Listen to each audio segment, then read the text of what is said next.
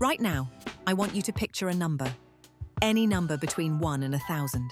Got it? Now answer this. How many countries are there in Africa? Whatever number you just imagined, your guess for Africa was pulled toward it. Even if the first number was completely random, even if you knew it was random, that invisible gravity is called anchoring, and it's the reason you overpay for almost everything you've ever bought. Anchoring isn't about being gullible. It's not a mistake smart people avoid. It's a fundamental glitch in how your brain processes numbers, and it works on Harvard professors as reliably as on first-time buyers. The mechanism is simple. The moment your brain encounters any number, that number becomes a silent reference point.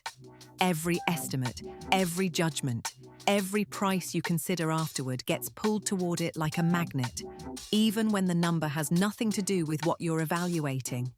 This is why showrooms put the most expensive product first. Why the menu lists a $100 steak you'll never order. Why the salary offer starts low. Today, we decode the most weaponized bias in commerce and how to break the gravity. In 1974, the same duo who would later prove loss aversion, Daniel Kahneman and Amos Tversky, ran one of the strangest experiments in psychology history. They spun a wheel of fortune in front of participants. The wheel was rigged to land on either 10 or 65. Then they asked each participant a question that had nothing to do with the wheel. What percentage of African countries are members of the United Nations? The result defied logic. The group who saw the number 10 guessed, on average, 25%. The group who saw 65 guessed 45%. The wheel was random.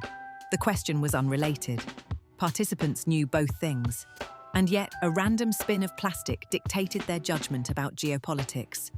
Kahneman and Tversky had just proved that any number, no matter how meaningless, anchors human estimation. For a decade, skeptics insisted this was a lab artifact. Real experts in real markets wouldn't fall for it. Then, in 1987, two researchers named Greg Northcraft and Margaret Neale set out to break the theory.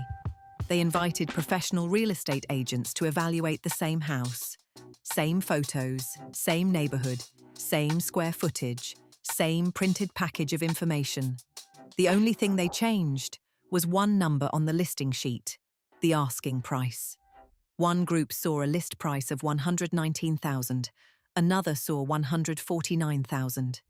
The agents, professionals who had walked through hundreds of homes and assessed prices for years, were asked to estimate the house's true market value. The result destroyed the lab artifact theory. The agents anchored, hard. The high anchor group valued the house 30% higher than the low anchor group. Same house, different number on top of the page.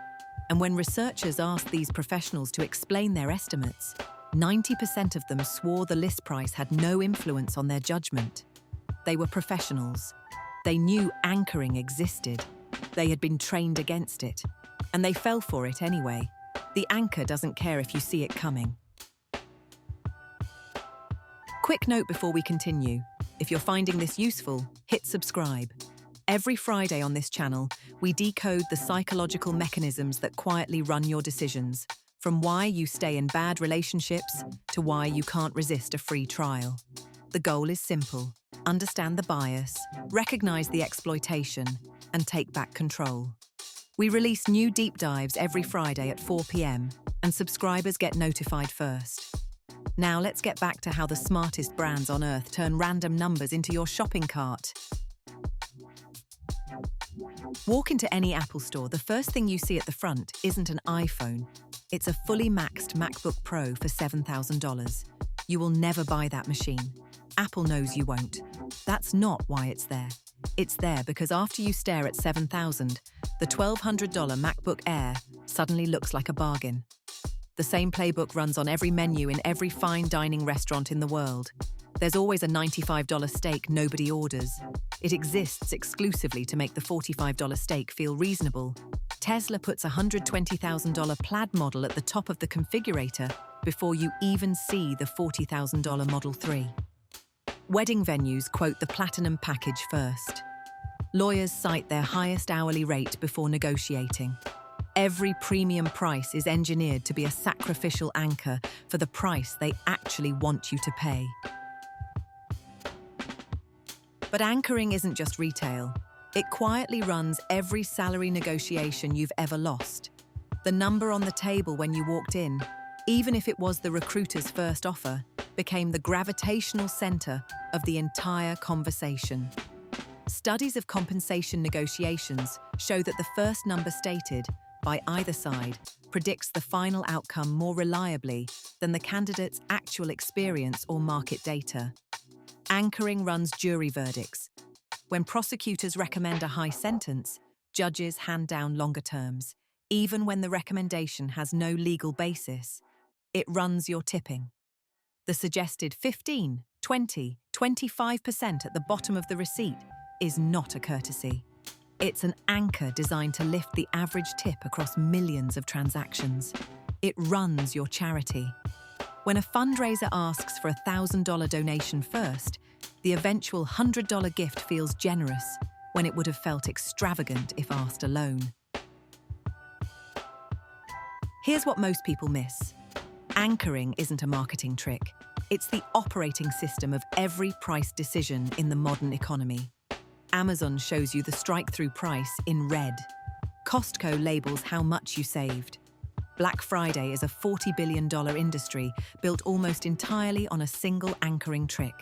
The inflated, original price you were never going to pay.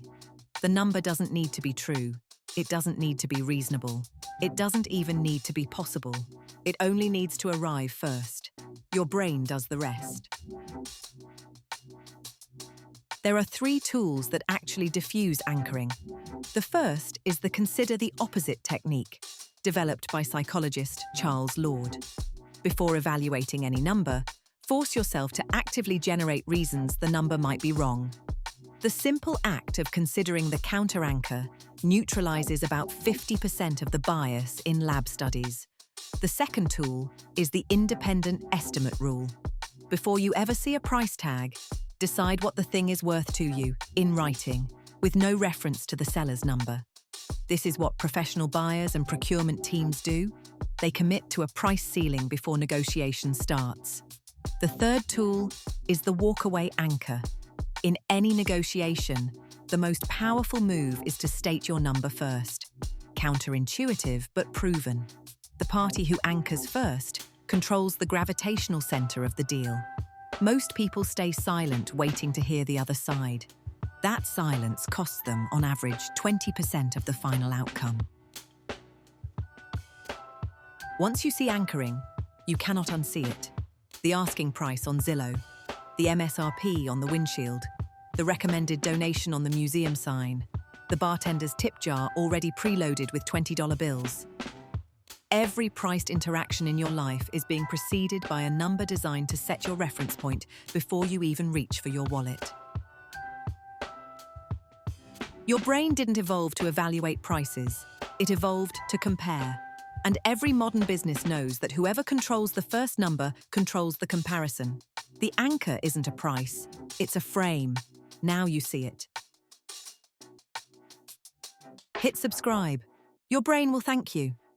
Every Friday, we decode why you do what you do.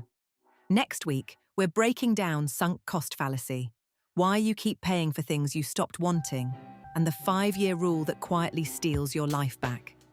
Subscribers find out first. This was The Decoded. We pull behavioral economics apart, so the next time it pulls you, you'll see it coming. New Decode every Friday.